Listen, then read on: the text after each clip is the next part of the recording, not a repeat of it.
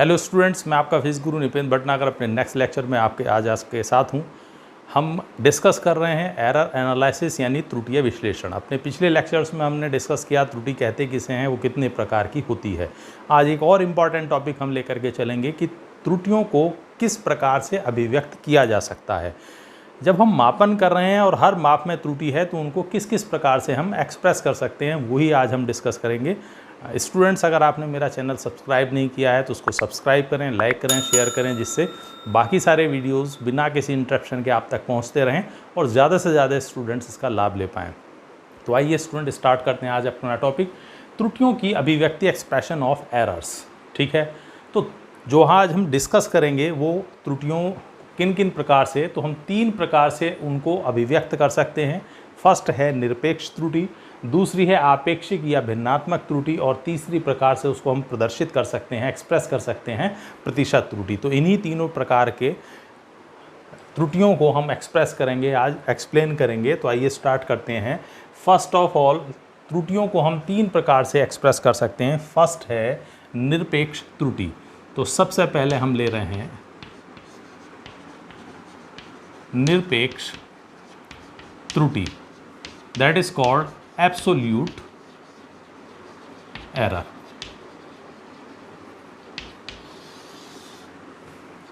किसी भी भौतिक राशि के वास्तविक मान और जो मापित मान है उन दोनों के अंतर के परिमाण को कहा जाता है निरपेक्ष त्रुटि। ठीक है, नोट डाउन कर लीजिए इसकी डेफिनेशन को। किसी भौतिक राशि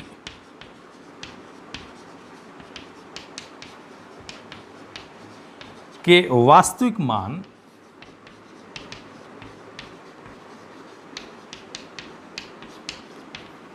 तथा उसके मापित मान के अंतर के परिमाण को निरपेक्ष त्रुटि कहते हैं।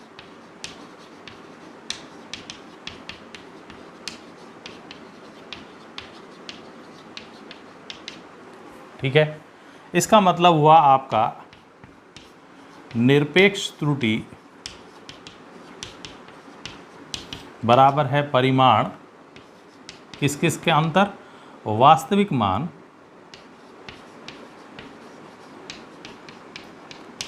और प्रेषित मान, इन दोनों के डिफरेंस के परिमाण को हम क्या कह चलते हैं, निरपेक्ष त्रुटि। ठीक है, कई बार जब हम कोई भौतिक राशि का मापन करते हैं तो उसका हमें वास्तविक मान गिवन होता या ज्ञात होता है। जैसे आप गुरुत्वीय त्वरण का मापन कर रहे हैं तो आपको एक टेबल की हेल्प से मिल सकता है कि इस स्थान पर जी की वैल्यू क्या है, that is called its real यानी वास्तविक मान। लेकिन बहुत सारे कंडीशंस ऐसी होंगी कि आपके पास वास्तविक मान नहीं है, तब वास्तविक मान हम किसे कहेंगे, दैट इज़ ऑल्सो इम्पॉर्टेंट। तो जब हम मापन कर रहे हैं तो जितनी भी बार हमने मापन किया है उस राशि का, उन सभी के माध्य को हम वास्तविक मान कह देते हैं। ठीक है, तो अभी हम एग्जाम्पल की हेल्प से भी लेकर के चलेंगे। तो निरपेक्ष त्रुटि कैसे ज्ञात की जाती है, पहले हम उसी को लेकर के चलेंगे। तो हम इसके लिए लेकर के चल रहे हैं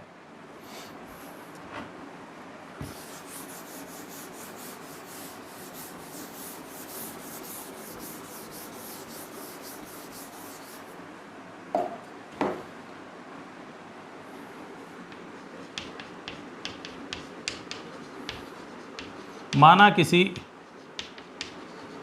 राशि स्मॉल ए के मापित मान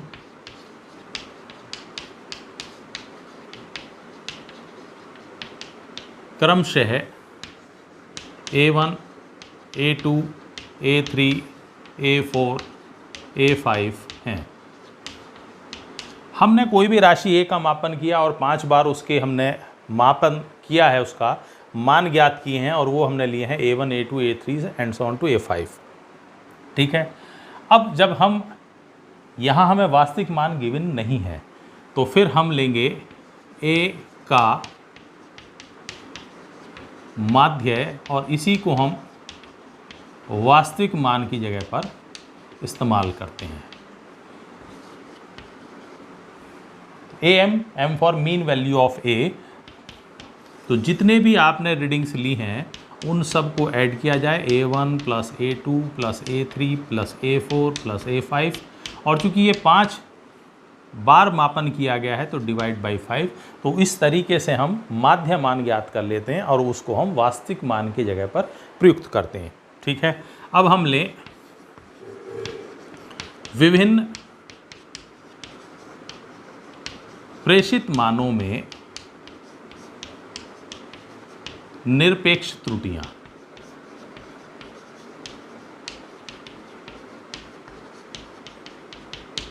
ठीक है, सबसे पहले हम इसको डेल्टा से रिप्रेजेंट करते हैं, तो that is delta A1। Delta A1 का मतलब है पहले प्रेषित मान में माध्य त्रुटि, हम निरपेक्ष त्रुटि लेने जा रहे हैं, तो that is AM difference A1 और इसका क्या है, परिमाण। इसी तरीके से हम अगर निकालें डेल्टा A2, तो that is AM difference A2 और इसका मॉडुलस मीन्स परिमाण। Delta A3 modulus of AM difference A1।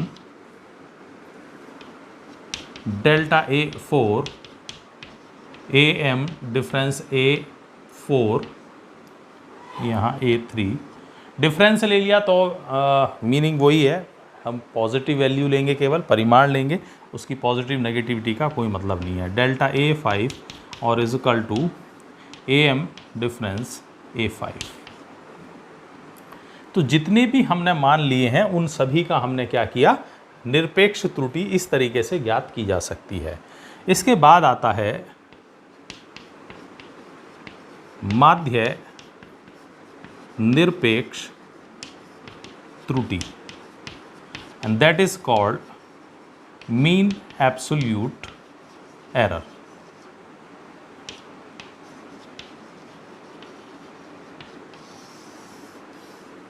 तो जितनी बार भी हमने मापन किया है उन सभी के निरपेक्ष त्रुटियों के माध्य को हम कहते हैं माध्य निरपेक्ष त्रुटि। तो विभिन्न मापों में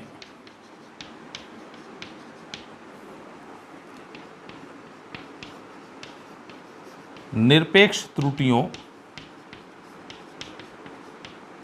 के माध्य को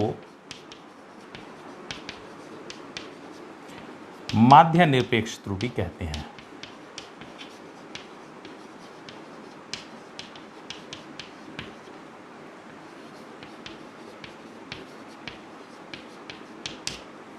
ठीक है, इसका मतलब है अगर हम ए के अंदर माध्य निरपेक्ष, ए का जो भी मापन हमने किया है उसमें अगर हम माध्य निरपेक्ष त्रुटि देखें तो ए के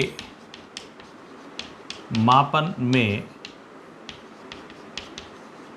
माध्य निरपेक्ष त्रुटि, इसे हम कहेंगे डेल्टा AM और बार। ठीक है, डेल्टा AM मीन्स माध्य हम निकाल रहे हैं और किन का, इन त्रुटियों का। ठीक है, तो जो भी हमने वैल्यूज़ ली हैं delta A1 plus delta A2 plus delta A3 plus delta A4 plus delta A5 and divide by 5।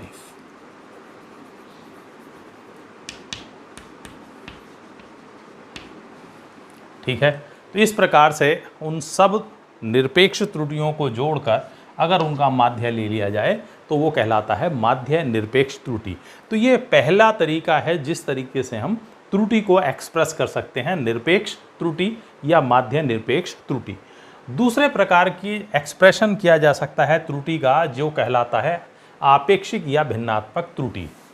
आइए उसको डिस्कस करते हैं नेक्स्ट को।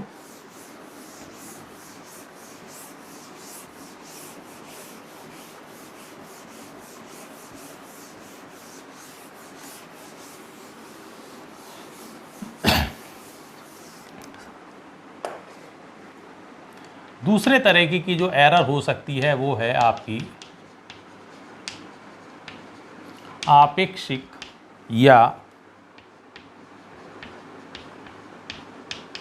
भिन्नात्मक त्रुटि, दैट इज कॉल्ड रिलेटिव और फ्रैक्शनल एरर।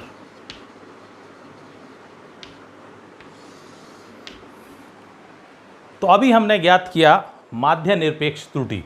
तो माध्य निरपेक्ष त्रुटि और राशि के माध्य मान या वास्तविक मान के अनुपात को हम कहते हैं आपेक्षिक या भिन्नात्मक त्रुटि। तो हमने सारी एरर्स निकाली, उसमें माध्य निरपेक्ष त्रुटि और जो पहले मीन वैल्यू यानी माध्य मान या वास्तविक मान ज्ञात किया था, उन दोनों के अनुपात को कहा जाता है आपेक्षिक या भिन्नात्मक त्रुटि। तो नोट डाउन कर लीजिए, माध्य निरपेक्ष त्रुटि माध्य निरपेक्ष त्रुटि तथा राशि के माध्य या जिसको हम कहते हैं वास्तविक मान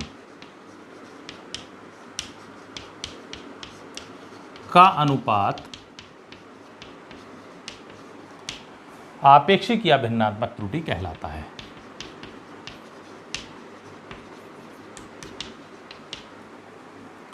आपेक्षिक या भिन्नात्मक त्रुटि कहलाता है। ठीक है, अभी हमने ए का जो एग्जाम्पल लिया उसी में हम लेकर चलेंगे। आपेक्षिक या भिन्नात्मक त्रुटि बराबर होगा डेल्टा ए एम बार, और ये हुआ है माध्य निरपेक्ष त्रुटि, और अपॉन ए एम जो कि मीन माध्य या वास्तविक मान है। तो इन दोनों के अनुपात को कहा जाता है रिलेटिव या फ्रैक्शनल एरर। तीसरे तरीके से जो हम प्रदर्शित कर सकते हैं, और ये काफ़ी इम्पॉर्टेंट है, सामान्य रूप से हम इसी एरर की बात करते हैं, that is called percentage error.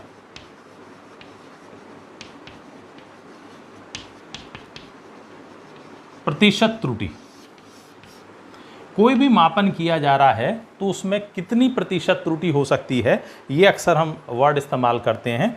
तो यदि भिन्नात्मक या आपेक्षिक त्रुटि को प्रतिशत में व्यक्त कर दिया जाए तो वो कहलाती है प्रतिशत त्रुटि। ठीक है,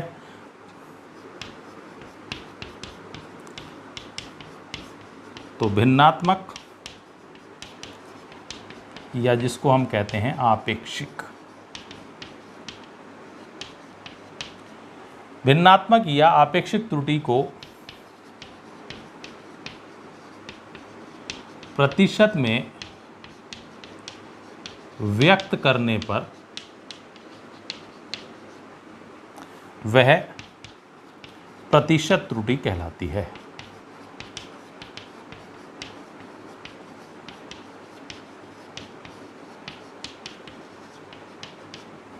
ठीक है, तो अगर हम प्रतिशत त्रुटि के लिए सूत्र लिखें तो प्रतिशत त्रुटि इजकल टू होगा delta A M bar upon A M. ये तो अभी तक हुई है केवल भिन्नात्मक त्रुटि। अगर इसमें आप 100 का मल्टीप्लाई कर दें तो that is called percentage error, तब ये कहलाती है प्रतिशत त्रुटि। और ये हमारे लिए सबसे ज़्यादा इम्पॉर्टेंट होगी और इसी को ज़्यादातर हम आगे डिस्कस करेंगे। भिन्नात्मक का भी यूज़ होगा लेकिन प्रतिशत त्रुटि का ज़्यादा इस्तेमाल होगा। तो इस प्रकार से हम किसी भी मापन में होने वाली त्रुटि को 3 प्रकार से अभिव्यक्त कर सकते हैं। पहला है निरपेक्ष त्रुटि, दूसरा कहलाता है भिन्नात्मक या आपेक्षिक त्रुटि, और तीसरा कहलाता है प्रतिशत त्रुटि। ठीक है, आगे जब हम इन त्रुटियों को ज्ञात कर लेते हैं तो बहुत सारी जगह पर जब राशियों का गुणा, भाग, घटाना, जोड़ना होता है तब ये किस तरीके से वहाँ प्रोपेगेट करती हैं, नेक्स्ट लेक्चर में वो हम डिस्कस करेंगे। तब तक के लिए इसको तैयार करिए, जल्दी मिलते हैं अपने नेक्स्ट वीडियो में।